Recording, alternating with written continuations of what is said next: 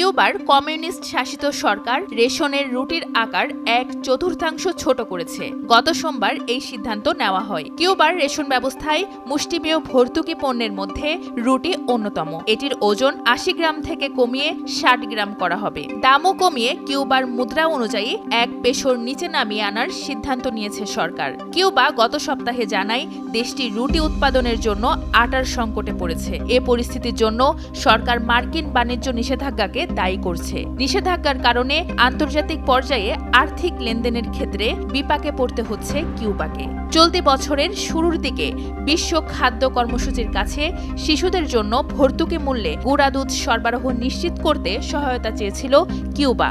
ক্যারিবীয় দ্বীপরাষ্ট্রটি ভয়াবহ খাদ্য, ওষুধ ও জ্বালানির সংকটে ভুগছে। এ কারণে দেশটির নাগরিকদের মধ্যে দেশ ছাড়ার হার রেকর্ড ছাড়িয়েছে। বিপুল সংখ্যক কিউবান যুক্তরাষ্ট্রে পাড়ি জমাচ্ছেন।